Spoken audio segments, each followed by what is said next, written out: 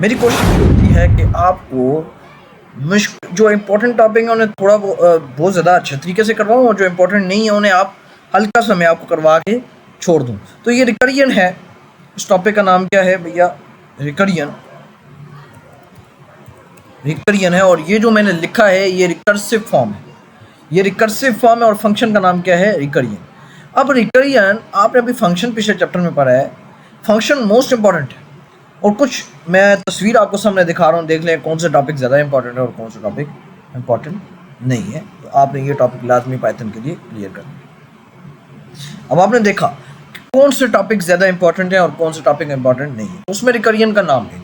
रिकरियन अपने आप को खुद कॉल कर। अब देखें, मैंने एक फंक्शन बनाया था count down n, if n is equal to 0। मैंने कहा है कि जब n जो हो वो 0 के इक्वल हो जाए तो रिटर्न हो जाए प्रिंट n। अब n प्रिंट होगा, अब काउंट डाउन n -1, यानी अगर 5 काउंट डाउन 5 -1 4, पहले 5 प्रिंट होगा, 5 के बाद फिर 4 प्रिंट होगा, फिर 4 के बाद 3 प्रिंट होगा, 3 के बाद फिर 2 प्रिंट होगा, फिर जाके 1 प्रिंट होगा, और 0 प्रिंट नहीं होगा, क्योंकि 0 -1 आपके पास -1 आता है। और दूसरी बात है कि जब आप 0 को हिट कर देगा तो रिटर्न लिखा हुआ है, तो रिटर्न का मतलब है बस फंक्शन ख़त्म हो जाए। रिकरियन में रिटर्न का मतलब है बस ख़त्म यहाँ पर, ठीक है। तो n इक्वल टू 0 जैसे ही हो जाएगा, इफ़ मैंने लिखा हुआ अगर हो गया तो आपके पास काउंट डाउन ख़त्म। तो आप देखेंगे 5 4 3 2 1, अब आपका ये जो रिकरियन है आपको समझ आएगी कि मैंने सबसे पहले डेफ काउंट डाउन n लिखा, इफ़ n, इसी n को मैंने 0 रिटर्न किया, फिर प्रिंट किया इस n को, और उसके बाद मैंने काउंट डाउन लिखा, वो कंडीशन दी, बेस केस दे दिया। अब बेस केस किसे कहते हैं भैया? मैं आप लोगों को कोई चीज़ दिखाना चाहता हूँ, ये बेस केस है आपका, ये सॉरी ये नज़र आ रहा है, ये आपको मैंने बेस केस दिया कि इस पे बस ख़त्म हो जाए, जैसे ही 0 हो बेस केस। अगर किसी फंक्शन में बेस केस ही ना हो तो उसका क्या होगा? अगर किसी फंक्शन में बेस केस नहीं है तो वो फंक्शन आपका चलेगा ही। चलें अगर मैं ये वाला बेस केस हटा दूँ, मैं कंट्रोल S दबाता हूँ और मैं चेक करता हूँ, यहाँ देखें कुछ भी नहीं आ रहा। सो ये क्या कह रहा है? चला भी है, -993 कुछ करा है, और दूसरी बात यह है कि वो एरर भी दे रहा है। तो इस वजह से मैंने कहा कि मैक्सिमम रिकरियन डेप एक्सीड है, यानी बहुत चला माइनस से आया, माइनस आया, क्योंकि ये आप जो काउंट डाउन 5 दे रहे हैं उसमें बेस केस लाजमी होना चाहिए। तो आप कहेंगे इफ़ स्टॉप कहाँ पे होना है? Function if n is equal to 0 then return, तो रिटर्न आपने लिख लेना है। और अब आप देखेंगे कि आपके पास ये 5 जो होगा वो होगा, मैं ज़रा इसको क्लोज कर लूँ ताकि आपको मुकम्मल से मिल जाए 5 4 3 2 1 कैसे प्रिंट हो जाएगा। और मेरा तो पूरी मुकम्मल कोशिश है कि आपको मुकम्मल नज़र आए। ये देखें, ये 5 4 3 2 1, तो ये रिकरियन है भैया। इससे ज़्यादा आपको रिकरियन को समझने की ज़रूरत नहीं है, इतना काम नहीं आएगा, बस इतना समझ लीजिए। रिकरियन में एक बेस केस होता है, बेस केस ज़रूरी है रिकरियन में। और अगर आप रिकरियन यूज़ कर रहे हैं, यहाँ पर ये अपने फंक्शन को खुद ही कॉल कर रहा होता है, यानी जो फंक्शन बनाया होता है उसको खुद ही कॉल कर रहा होता है, अपने इटसेल्फ अपने आप को कॉल करने को हम रिकरियन कहते हैं। बस यहाँ तक आपने समझ लिया तो समझ जाएंगे। अब कुछ आगे थोड़े से इंपॉर्टेंट टॉपिक हैं, मैं तो सोचा था अगली वीडियो में बनाऊँ, लेकिन इसी वीडियो में मैं काम को इंपोर्ट, आप किसी भी चीज़ को इंपोर्ट कर सकते हैं, नेक्स्ट टॉपिक में समझते हैं। हम इंपोर्ट कर सकते हैं, फॉर एग्जांपल मैं मैथ को इंपोर्ट करता हूँ, मैथ एक मॉड्यूल है पाइथन के अंदर, हम इसे इंपोर्ट कर सकते हैं।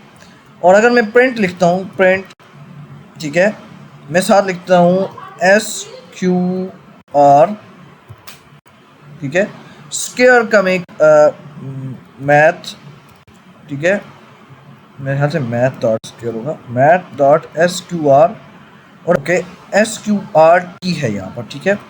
तो यहाँ पर आप समझेंगे कि भैया मेरी बात समझें, SQRT जैसे ही मैंने लिखा, ये इंपोर्ट है मैथ का। इस तरह के काफ़ी आपके पास मैथ को आप इंपोर्ट करके प्लस ऐड, यानी आप प्लस ऐड तो आप वैसे भी कर सकते हैं, मैथ में आप SQRT यानी ये स्क्वायर रूट निकालने का तरीका है, ये आप किसी भी मॉड्यूल को, अब ये मॉड्यूल के लिए ये जो इंपोर्ट मेथड है, ये जो इंपोर्ट है, ये किसी भी मॉड्यूल को इंपोर्ट करने के लिए, आगे मैं आपको एक रैंडम रेंडेंट वाला भी बताऊंगा। और ये मैथ्स मैंने एक मॉड्यूल जो पाइथन के अंदर ऑलरेडी है, ऐसे मॉड्यूल बहुत हैं, उसके लिए मैंने जो है वो इसको किया है। ये इंपोर्ट जो आपको नज़र आ रहा है, इसका ये जो है, ये आपके पास एक मॉड्यूल को इंपोर्ट करने का तरीका, और जो मैथ है ये एक मॉड्यूल है। तो मैंने मैथ एक मॉड्यूल लिया और उसमें मैंने मैथ डॉट SQRT, और आपको याद पता होगा, मैं समझा देता हूँ, अगर मैं 25 है इसका मैं स्क्वायर रूट ले लूँ तो आप यकीनन जानते होंगे कि इसका स्क्वायर रूट क्या आएगा।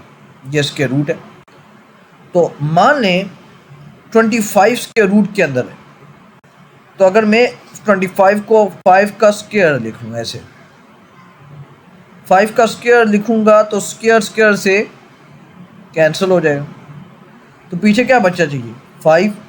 और पाइथन हमेशा फ्लोट वैल्यू में डिजिट को देता है, तो ये 5.0 देगा हमें इस तरह से, ये देगा, ये आपको अभी मिलेगा। हम चेक कर लेते हैं दोबारा, चलें चेक करते हैं।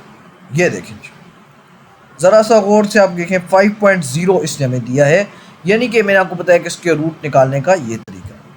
अब एक और मॉड्यूल है पाइथन की तरफ से ही कि अगर आप कोई भी रैंडम नंबर प्रिंट करवाना चाहते हैं, जो वो खुद सोचे गेम्स में ज़्यादातर यूज़ होता है, आप गेस करें नंबर, एक रैंडम नंबर गेस करें, तो उसके लिए यूज़ होता है। तो इंपोर्ट रैंडम डॉट रेंडेंट, बल्कि इसमें आप सिर्फ इंपोर्ट रैंडम लिखते हैं, सिर्फ रैंडम लिखते हैं और फिर आप लिखते हैं प्रिंट। अब आप कोई भी नंबर रैंडम डॉट रेंडेंट, ठीक है, आप कोई भी 1 से 10 तक नंबर दें और पाइथन वो खुद सोचेगा कि ये नंबर क्या होगा।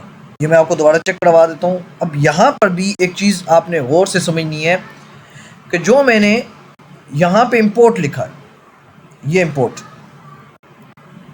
ये मॉड्यूल को मैंने हमेशा कहा है कि एक इंपोर्ट, हर किसी भी मॉड्यूल को इंपोर्ट करने का तरीका है कि आप उसको पाइथन में ला सकते हैं। ऐसे बहुत ज़्यादा है, नमपे पांडास वो आगे आप करेंगे। अब ये रैंडम है, ठीक है, तो रैंडम एक मॉड्यूल है जो पाइथन के अंदर, ऐसे पाइथन के अंदर काफ़ी मॉड्यूल हैं। तो रैंडम डॉट रेंडेंट जो मैंने लिखा है, इसमें 1 से 10 तक कोई भी नंबर हमें पाइथन देगा। आप देखेंगे वो 7 हो सकता है, वो 6 हो सकता है, वो 2 हो सकता है। ज़्यादातर पाइथन 6, 7, 8, 9 चेक करते हैं क्या होगा, तो आप देखेंगे हर बार ये नया देगा। इस बार इसने 8 दिया है, मैं एक बार इसको रिमूव करके आपको दोबारा दिखाता हूँ। 8 दिया था, अभी आप देखेंगे कि ये कुछ और नंबर देगा, तो 5 दिया है, ये गौर से देखें। अब मैं दोबारा एक बार चेक करूँगा तो दोबारा आप देखेंगे कुछ और देगा, 3 दिया है इस बार। तो इस तरह से ये रैंडम डॉट रेंडेंट, तो इस तरह काफ़ी मॉड्यूल हैं, लेकिन अभी आप बेसिक लेवल पर हैं, तो हम आगे इंशाल्लाह जाएंगे बाद में।